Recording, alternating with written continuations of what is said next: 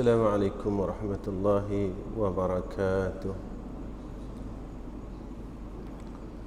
الحمد لله رب العالمين والعاقبة للمتقين والهادي إلى صراط مستقيم. أشهد أن لا إله إلا الله وحده لا شريك له وأشهد أن محمدًا عبده ورسوله. اللهم صل على سيدنا محمد وعلى آله وصحبه وسلم. اللهم ارزقنا العلم والفهم والعقل والحكمة. اللهم ارزقنا فهم النبيين وحفظ المرسلين وإلهام الملائكة المقربين. Amma ba'd. Pertama sekali kita panjatkan puja dan syukur ke hadrah Allah Subhanahu wa taala dengan ketentuan yang baik daripada Allah, dengan kehendak yang baik daripada Allah. Allah Subhanahu wa taala memilih kita untuk berada dalam rumahnya. Allah Subhanahu wa taala memilih kita untuk bertakarub kepadanya. Kadang-kala manusia ini dia lupa. Tatkala dia berjalan di atas muka bumi, dia merasakan bahawa dia memiliki bumi, sehinggakan dia terlupa satu hari dia akan berada dalam perut bumi. Tatkala manusia itu berada di tepi pantai, mereka lalai, mereka terlupa siapakah yang empunya pantai ini. Dan tatkala itu dalam keadaan yang lupa kepada Allah, mereka terlupa bahawa pantai inilah dan ombak inilah, ombak daripada air laut ini yang akan menarik mereka tenggelam pada dasar laut. Tatkala matahari memberikan cahayanya yang begitu terang, yang tidak ditutupi oleh awan, dan kita terlupa bahawasanya dengan cahaya yang Allah kurniakan kepada kita itu untuk kita berbuat baik kepada Allah, sehinggakan lupanya kita seperti mana yang disebut oleh Allah, sampai satu saat bintang-bintang ini akan berlaga sesama sendiri sehingga jatuh menghempak bumi dan memusnahkan bumi ini. Bumi ini, tuan-tuan, dan alam ini rosak disebabkan penghuni yang berada di bumi itu telah mula rosak. Ketika yang mempunyai dan yang mendiami akan bumi ini rosak, maka mereka mentadbir bumi ini dalam keadaan yang rosak. Tetapi jika mana yang menghuni bumi ini dalam keadaan yang tidak rosak, maka mereka akan mentadbir bumi ini dalam keadaan yang baik, kerana yang menghuni bumi ini tidak rosak. Seseorang yang jauh dengan Allah dan melupakan Allah, pada ketika itu dirinya akan rosak, akalnya akan rosak, dan pribadinya akan rosak. Ini yang berlaku zaman mutakhirin, apabila umat Islam itu diangkat kegerunannya, dan orang kafir tidak berasa gerun langsung dengan orang-orang Islam, sehingga saat ini umat Islam dipelecehkan. Agama Islam itu dipelecehkan. Hukum hakam Islam itu mula diperlekehkan. Yang mana dahulu tidak berlaku pun.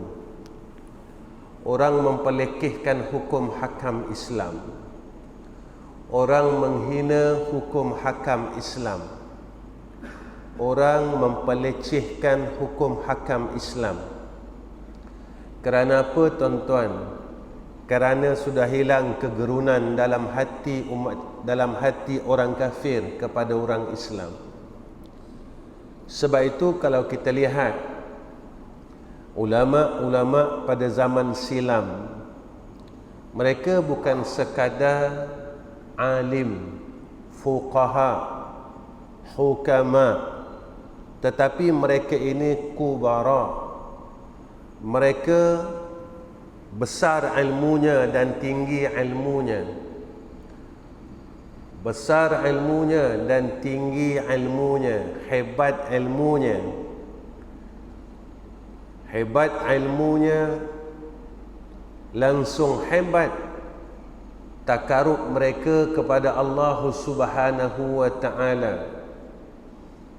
Apabila kita mula jauh dengan Allah dan hati kita mula kotor, inilah yang membuatkan kita semakin jauh dan semakin hilang kegerunan daripada orang-orang kafir. Ulama-ulama silam, mereka semuanya menjalankan dua perkara seiring, ilmu dan tazkiyatun nafs. Mereka mengarahkan murid-murid mereka mendalami ilmu. Dalam satu masa yang sama, mereka tidak meninggalkan tazkiyatun nafs. Jika kita lihat, ulama-ulama yang berada di Nusantara telah mencukupi bagaimana perjalanan Tok Kenali, bagaimana perjalanan Tok Kupaluh, bagaimana perjalanan ulama-ulama Nusantara. Mereka bukan sekadar alim. Dalam masa yang sama, mereka bawa murid-murid mereka kepada pendekatan hati dan penyucian hati.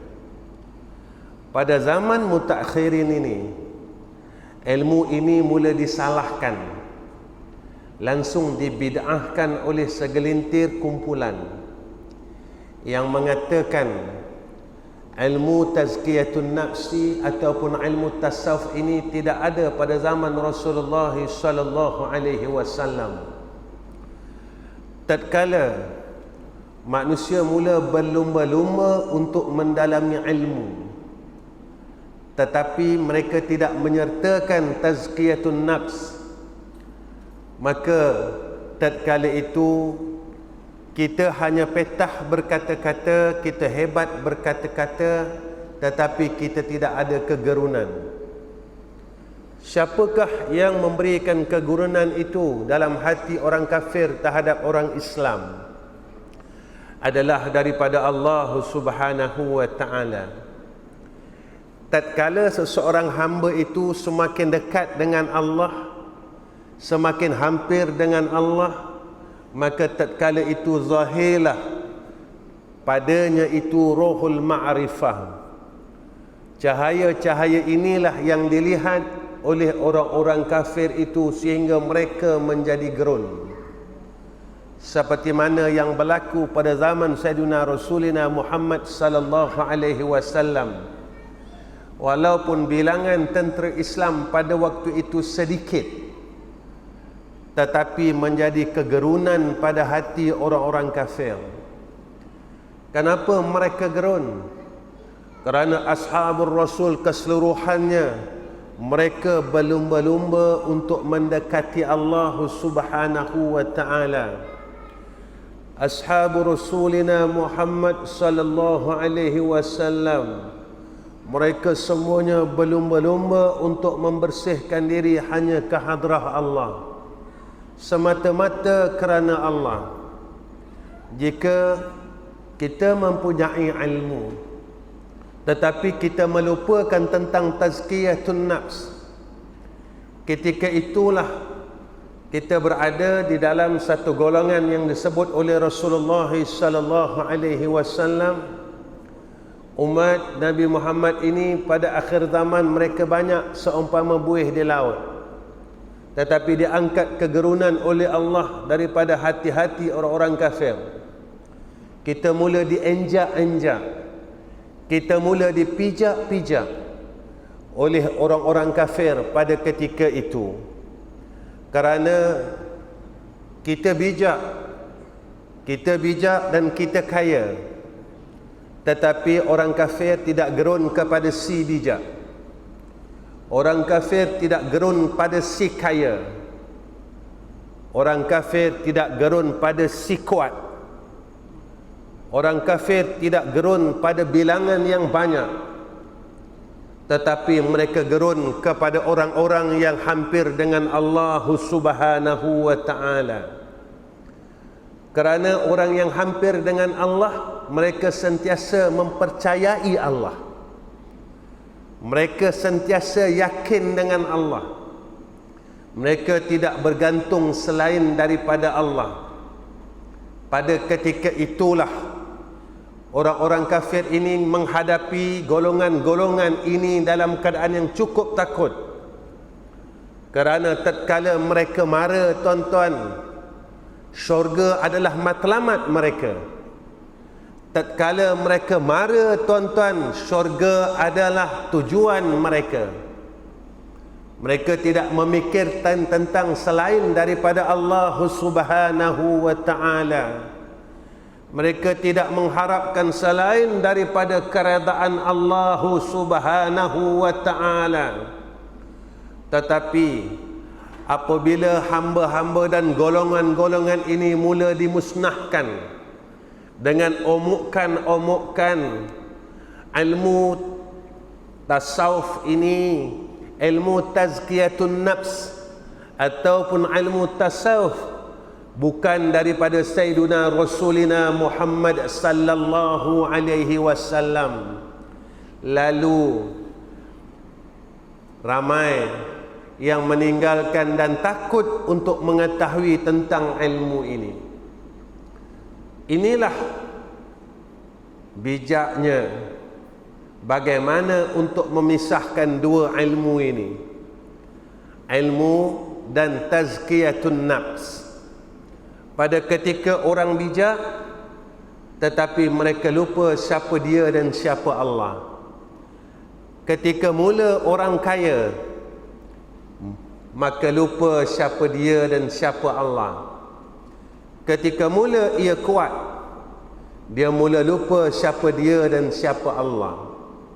Ketika ia mula berjaya, dia mula lupa siapa dia dan siapa Allah. Pada ketika itulah bermulanya kehancuran demi kehancuran ummah. Fitnah berada di sekeliling kita. Kerana pada ketika itu kita semakin jauh dengan Allah Subhanahu wa ta'ala dan kita lupa siapa kita dan siapa Allah. Inilah yang menyebabkan kita bijak, tetapi kita mula mengikuti langkah Yahudi dan Nasara sedikit demi sedikit, selangkah demi selangkah, dan kita mula menghalalkan perkara yang haram, dan kita mula melanggar segala perintah Allah. Zaman inilah zaman orang menidakkan Allah. Biar orang tak suka tak apa, jangan Allah tak suka. Biar orang angkat kita, jangan Allah angkat kita. Ketika kita mula ingin orang angkat kita, ketika itu kita menidakkan akan tempat yang tinggi pada sisi Allah. Ketika kita mula kita memandang kepada harta dunia, kita mula menidakkan tentang harta akhirat. Maka inilah yang terjadi dalam hati-hati kita. Kita mula takut selain daripada Allah. Kita takut orang lari daripada kita. Kita takut harta kita hilang daripada kita. Kita takut pangkat kita hilang daripada hidup kita. Tetapi kita tidak pernah mengatakan dan berfikir serta berpegang biar semua itu hilang daripada aku. Tetapi Allah Subhanahu wa ta'ala tidak akan pernah hilang di dalam hidupku, di dalam kalbuku. Tuan-tuan, saya tanya diri saya dan saya tanya tuan-tuan, selama kita bangun daripada pagi tadi sehingga sekarang, apa yang ada di dalam qalbun kita? Satu. Kedua, jika kita letakkan peratus, banyak mana peratusnya yang ada dalam hati kita Allah dan selain Allah. Dan dari pagi tadi sehingga sekarang, banyak mana apa yang ada dalam hati kita dan apa yang selalu kita fikirkan, yang kita ingatkan dari pagi sehingga sekarang. Sebab itu Sayyiduna Rasulina Muhammad sallallahu alaihi wasallam bersabda, jika pagi-pagi kita resah dengan keduniaan, maka satu kebinasaan dan kecelakaan.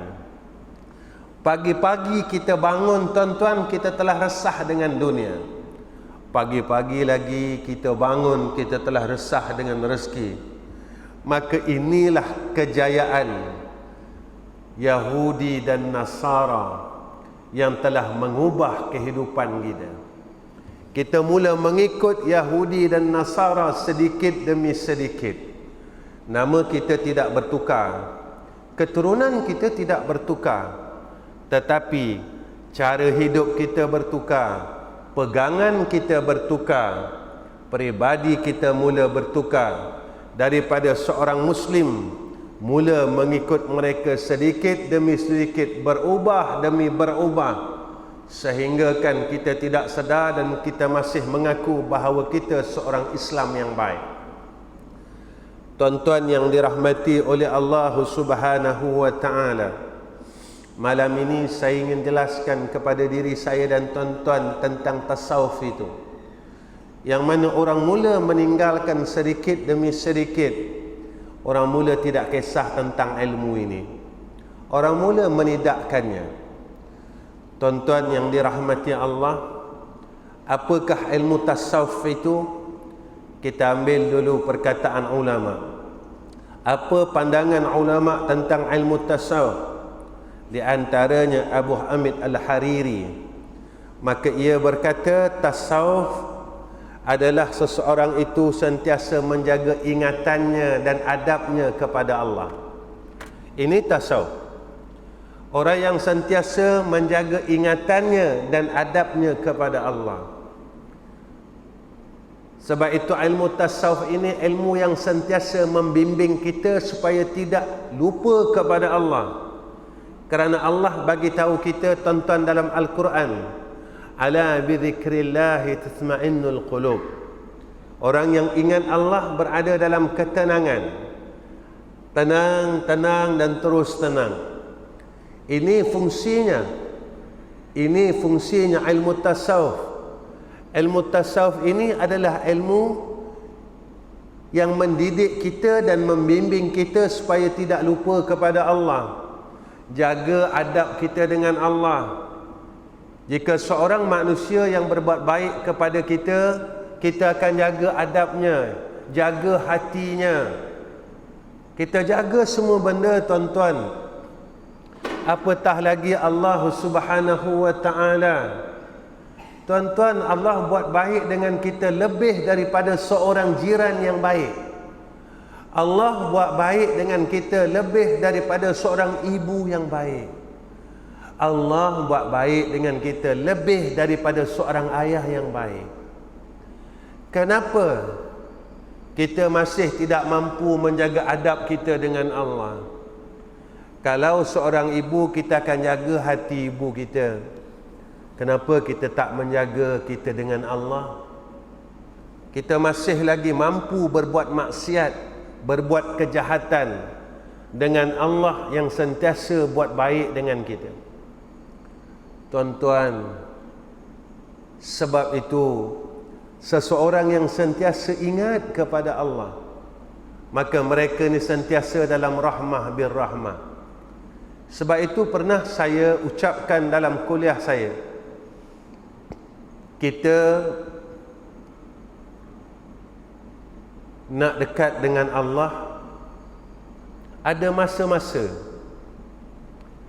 ketika kita susah baru kita cari Allah. Masa kita senang kita tak peduli pun Allah. Masa kita dalam bencana kita cari Allah. Selepas beransur kurang kita mula lupa Allah. Masa kita sakit kita cari Allah. Tetapi masa kita mula sihat kita mula lupa Allah. Tuan-tuan, bodohnya kita ni tuan-tuan.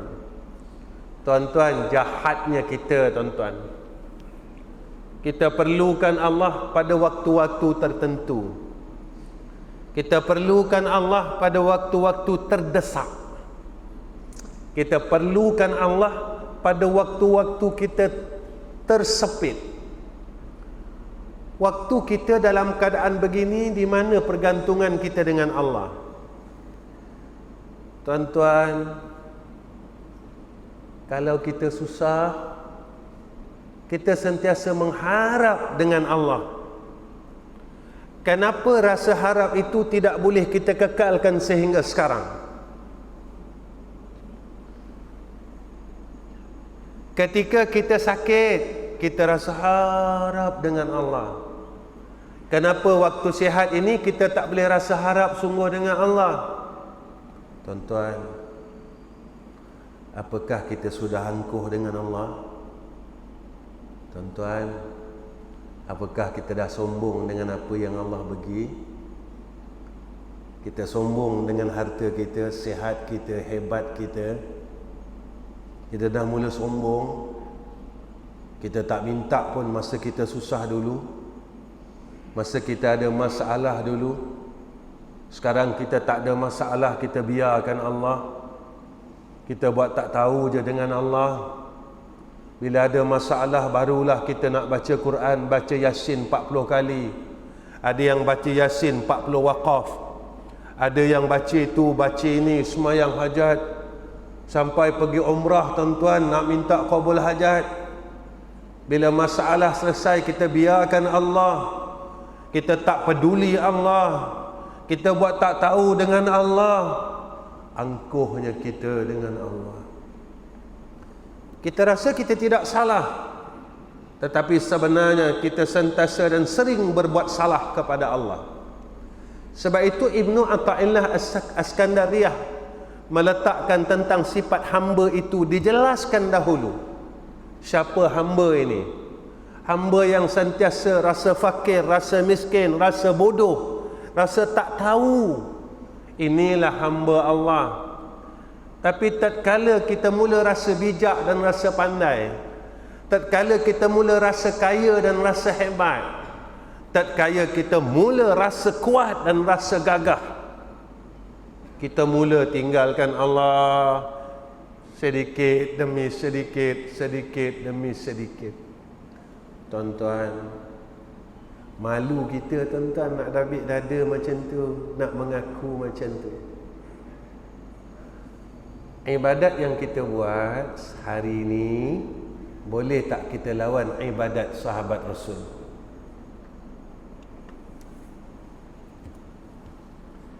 Ibadat yang kita buat sepanjang hari ini, boleh tak kita lawan ibadat sahabat-sahabat Rasul dan salafus salih?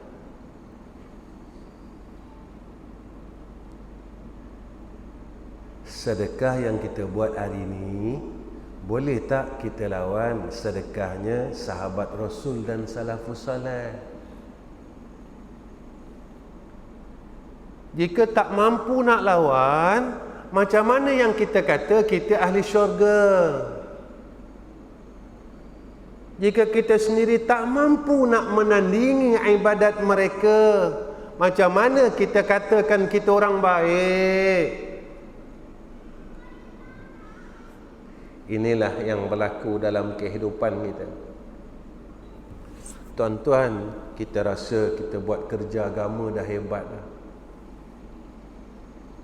Boleh kita menandingi sahabat-sahabat yang mempertahankan agama ketika mereka menunjukkan kepada Rasulullah menggali parit khandak di Madinah.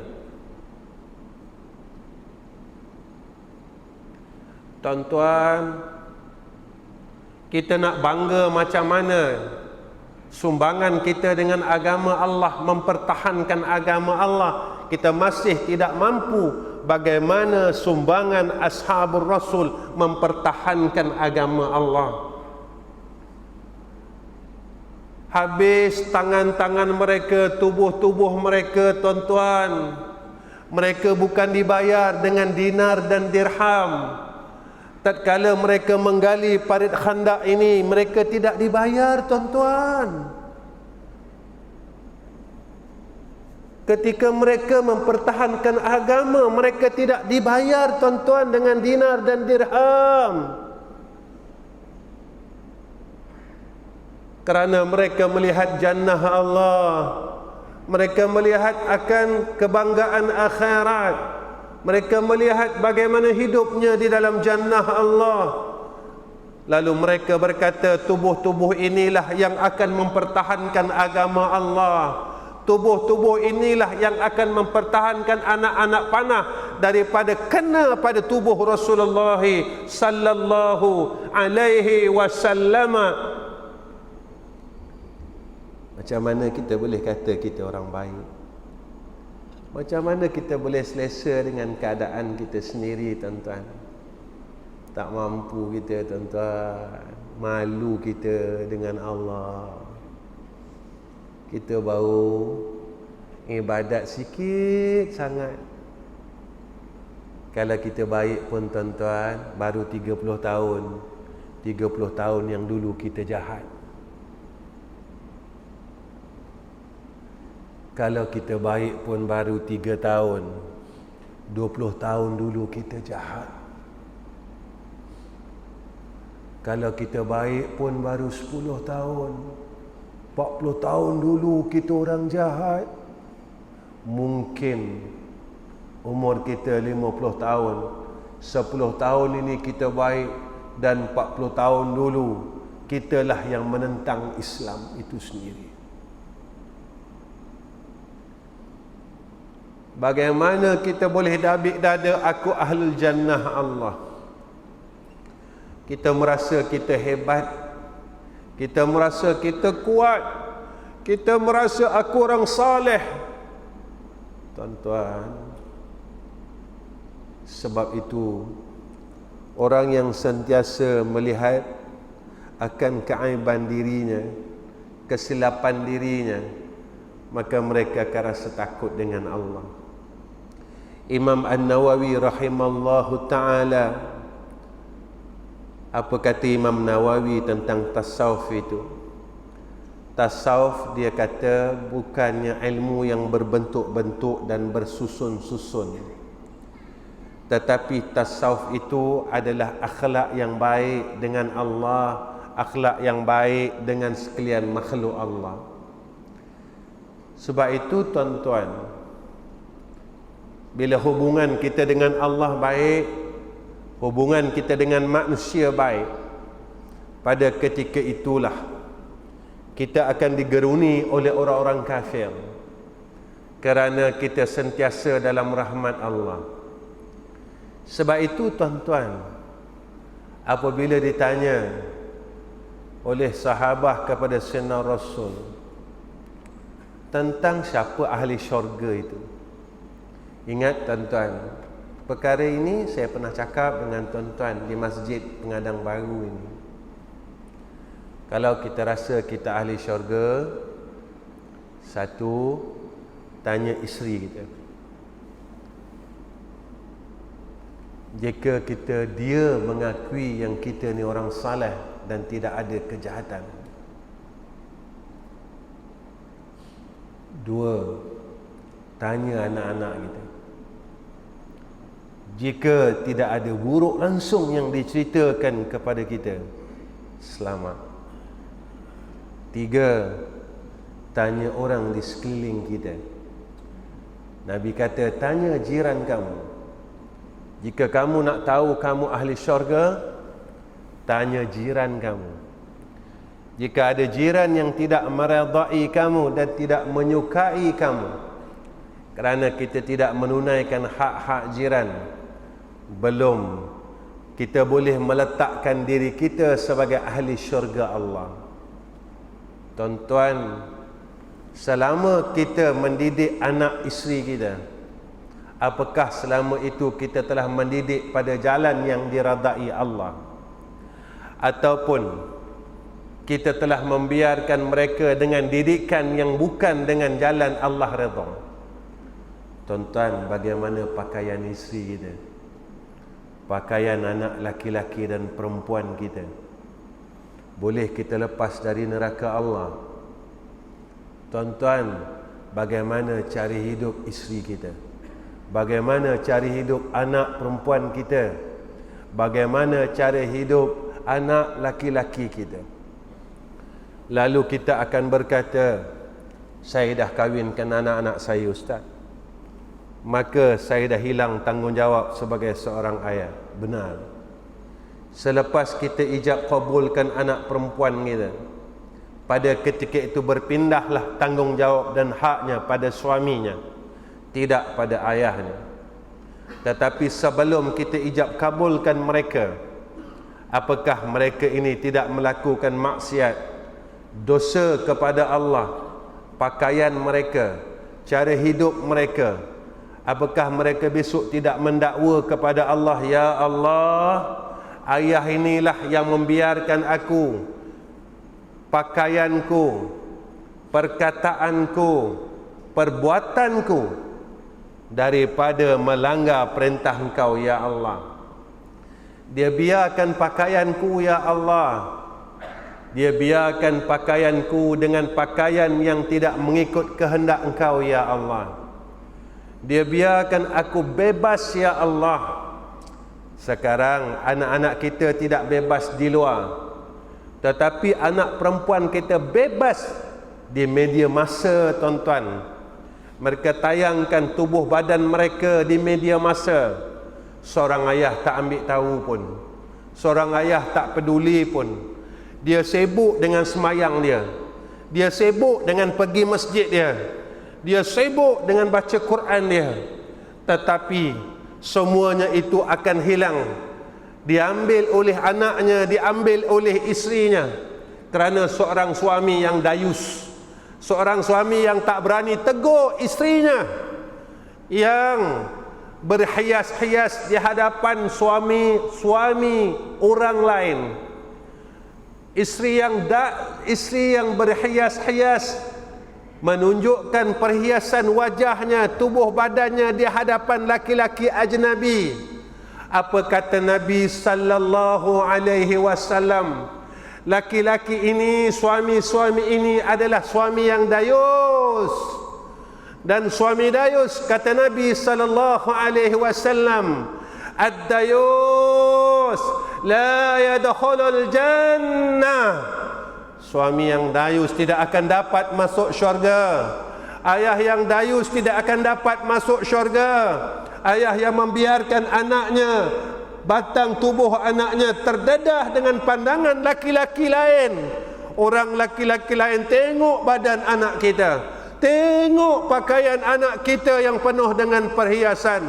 Ayah takut dengan anak. Ayah takut anak kecil hati.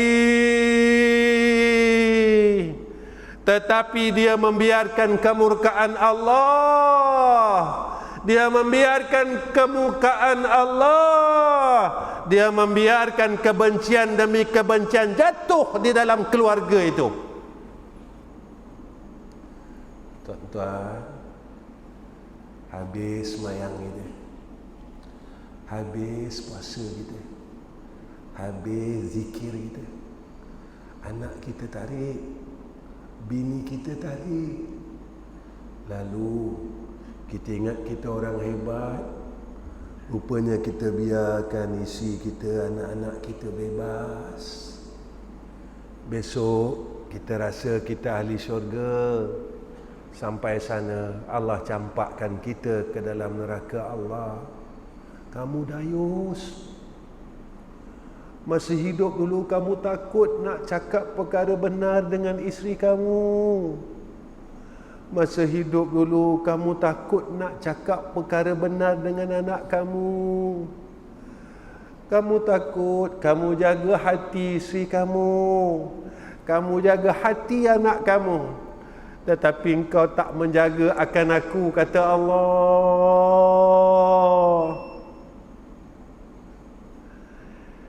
Selama ini yang buat baik dengan kita Allah. Allah yang bagi makan, Allah bagi rezeki. Tuan-tuan, kita meniaga tak laku, minta ustaz datang doa, baca surah Waqiah. Kita rasa kita hebat, nak buat apa doanya orang-orang alim. Kita rasa kita hebat, nak buat apa baca Waqiah. Ketika Allah memakbulkan doa-doa kita, kita lawan Allah baik. Kita lawan Allah, kita lawan Allah, kita lawan Allah. Zaman ni lah zamannya, tuan-tuan. Zaman ni lah zaman orang mula redha dengan maksiat, redha dengan perkara syirik, redha bisyirkin syirkun, redha dengan perkara syirik, orang ini jadi syirik. Setiap apa yang kita tengok kena dabak dalam diri kita dan hidup kita, tuan-tuan. Zaman ni lah yang perlu kita berhati-hati. Masya Allah, tuan-tuan, silap kita, tuan-tuan. Apa kata Abu Bakar Muhammad bin Ali Al-Ja'far Kattani? Ilmu tasawuf, kata dia, ilmu kebersihan hati, musyahadah, yakni celik mata hati kepada Allah. Kata ulama, ilmu tasawuf ini ilmu yang bimbing kita, tunjukkan kita macam mana nak bersihkan hati. Hati kita kotor.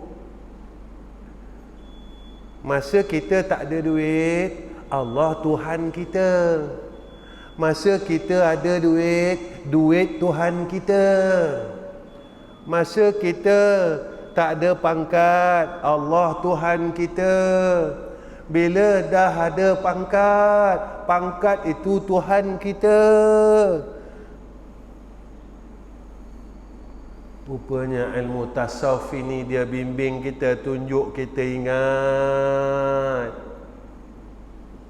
Engkau senang, engkau susah, Tuhan kau tetap Allah. Lalu dia akan bimbing kita, menjadi alat untuk bimbing kita, untuk tunjuk kepada kita, jangan engkau lari dari jalan yang sebenar. Jalan yang sebenar apa? Kau miskin ke, engkau kaya ke, Allah tetap Tuhan kau. Kau ada pangkat ke, kau tak ada pangkat ke, Allah tetap Tuhan kau. Itu masa kita miskin, kita doa cara orang lain, cara lain, tuan-tuan. Betul tak? Tentang perasaan tak? Orang miskin kalau doa macam mana, tuan-tuan? Tuan-tuan pergilah kampung-kampung, tengok orang susah. Tuan-tuan tengok orang susah, tuan-tuan tengok dia angkat tangan, ya Allah, Allah, ya Allah.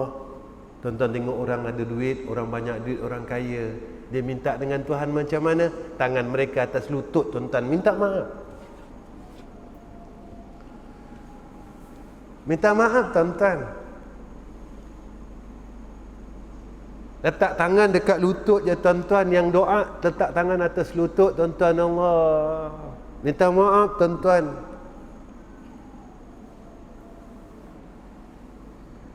ketika dia rasa Tuhannya itu duit dan hartanya yang bertimbun-timbun, bila dia datang masalah, barulah dia angkat tangan balik. Jaga tuan-tuan benda ni. Jangan mati tatkala kita mensyirikkan Allah. Minta maaf tuan-tuan. Minta maaf tuan-tuan. Jadi ilmu tasawuf ini ilmu yang sentiasa tunjukkan kita, bimbing kita sentiasa bermusyahadah dengan Allah. Tuan-tuan, saya bukan orang pandai. Saya nak ajar tuan-tuan, tuan-tuan hari-hari mengaji. Hari-hari tuan-tuan mengaji. Saya duduk depan, saya nak cakap dengan diri saya sendiri, supaya si Ahmad Rizam ni jangan lupa, supaya si Ahmad Rizam ini jangan mensyirikkan Allah, supaya si Ahmad Rizam ini jangan lari jalannya daripada Allah. Saya cakap dengan diri saya je tuan-tuan. Saya tak mampu nak ajar tuan-tuan. Saya tak mampu nak bagi tuan-tuan ilmu. Saya tak mampu tuan-tuan. Saya syukur dengan Allah kerana Allah masih beri peluang untuk saya bercakap dengan diri saya sendiri khususnya. Zaman ni tuan-tuan, zaman yang orang mula lupa Allah. Tuan-tuan, tuan-tuan tak sedar ke, akibat daripada pandemik ini ramai orang Islam tak sembahyang Jumaat? Tuan-tuan tak sedar. Tuan-tuan tak sedar. Kerana dah biasa 2 tahun tak sembahyang Jumaat tuan-tuan. Pada waktu Jumaat mereka lalu saja tuan-tuan. Tak ke dah sampai hadis Nabi, besok akhir zaman ramai orang yang tinggal sembahyang. Berkurang sedikit demi sedikit orang yang tawaf di Baitillah. Ketika mula kurang, Allah kurang dan kurang, sehingga sampai satu masa Baitillahil Haram tidak ada orang yang tawaf.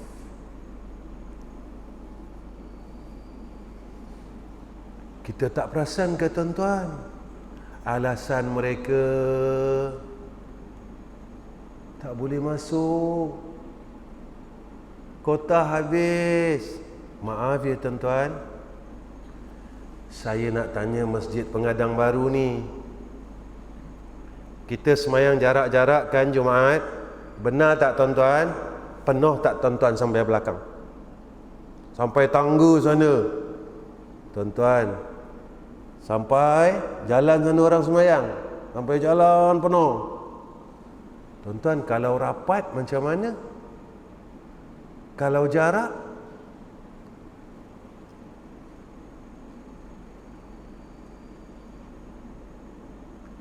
Kalau rapat munasabah. Kalau biasa yang datang waktu jarak ini 500 orang, masih ada 500 ruang lagi. Tuan-tuan, mana 500 orang lagi? Kalau tak boleh masuk alam masjid, kenapa tak boleh semayang atas jalan tar? Boleh ada padang jalan tar. Kat pentas pun ada boleh solat Jumaat. Bagaimana masjid-masjid lain? Mana umat Islam yang lain yang tak dapat salat Jumaat ni? Alasannya itu ini. Tuan-tuan, 2 tahun ni ketika makin lama makin meringankan akan ibadah sembahyang. Yang kita takut ni tuan-tuan. Tuan-tuan pernah tak tanya menantu tuan-tuan sebelum Jumaat, lepas Jumaat tadi, tadi abang sembahyang Jumaat kat mana? Abang bukan musafir kan? Kita tanya tak tuan-tuan dengan anak kita, menantu kita yang laki-laki, abang, tadi abang sembahyang Jumaat tak? Ke kita buat tak tahu je tuan-tuan, tak tanya pun. Tuan-tuan yang dirahmati oleh Allah Subhanahu wa taala, apa kata Syekh Abu Hasan As-Sazli? Tasawuf itu kata dia adalah ilmu yang menunjukkan kita jalan untuk cinta kepada Allah dan kembali kepada Allah. Ini kata Abu Hasan As-Sazli. Tasawuf, ilmu yang menunjukkan kita jalan nak cinta Allah dan kembali kepada Allah. Tuan-tuan, orang kafir berjaya tuan-tuan, sekular berjaya tuan-tuan. Kenapa saya kata mereka berjaya? Mereka dah ubah cinta kita daripada cinta Allah, cinta agama, kepada cinta akan dunia. Mereka ubah hidup kita tuan-tuan. Mereka ubah hidup kita daripada cinta Allah, cinta agama, kepada cinta dunia. Tuan-tuan, selama ni kita bergaduh kerana mempertahankan Allah atau bergaduh kerana mempertahankan harta dunia? Tuan-tuan, selama ni kita semayang hajat kerana agama ke, kerana iman takwa ke, kerana dunia? Selama kita hidup ni lah kita semayang hajat. Sebab apa tuan-tuan? Pernah tak semayang hajat, ya Allah, aku semayang hajat ni supaya kau bagi aku semayang tahajud. Ya Allah, aku semayang hajat ni supaya aku minta iman aku kuat. Selama hidup kita lah tuan-tuan yang kita semayang hajat ini, apa yang kita minta dengan Allah? Ya Allah, majukan meniaga aku. Setelah perniagaan kita maju, lawan Allah. Ya Allah, luaskan rezeki aku. Setelah rezeki kita luas, kita lawan Allah. Ya Allah, ya Allah. Ini yang berlaku tuan-tuan. Kita tak boleh sorok tuan-tuan, tak boleh sorok dengan Allah. Kita bergaduh sebab harta, kita bergaduh sebab tanah, kita bergaduh semua sebab dunia, sebab pangkat. Hatta pangkat dalam masjid ni pun kita gaduh. Maaf tuan-tuan, sebab pangkat, bukan sebab apa pun. Bergaduh tak kita dengan pangkat pada sisi Allah? Aku nak jadi orang takwa, jangan halang aku. Aku nak jadi orang syukur, jangan halang aku. Aku nak jadi orang sabar, jangan halang aku. Tak ada pun. Inilah zaman ni tuan-tuan, zaman. Maaf saya cakap maaf tuan-tuan. Saya tak minta tuan-tuan setuju dengan saya. Minta maaf tuan-tuan. Saya tak minta tuan-tuan setuju dengan saya. Tapi inilah yang berlaku. Inilah yang berlaku akhir zaman. Sebab itu, jika orang-orang seperti kita yang mempertahankan agama, nescaya agama ni akan runtuh. Jika orang-orang seperti kita yang mempertahankan agama, nescaya agama ini akan runtuh. Sebab kita bukan mempertahankan agama kerana agama. Kita mempertahankan agama dengan sebab pangkat, dengan sebab duit, dengan sebab itu. Maaf tuan-tuan. Minta maaf tuan-tuan, minta maaf tuan-tuan. Ini yang berlaku akhir zaman.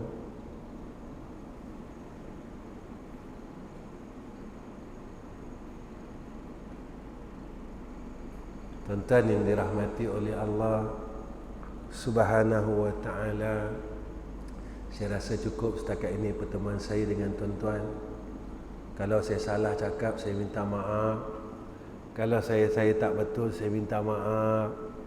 Kalau saya silap, saya minta maaf. Sebab saya bukan orang pandai.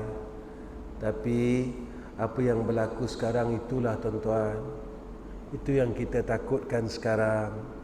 Sebab besok jika Allah tanya kita, apakah sumbangan kau pada agama, kita tak boleh jawab. Tatkala agama ni mula runtuh, kita tak mampu dah tuan-tuan. Kita dah tak mampu dah. Kita dah tak mampu dah. Besok jika ditanya oleh Allah kepada kita, kita tak mampu dah.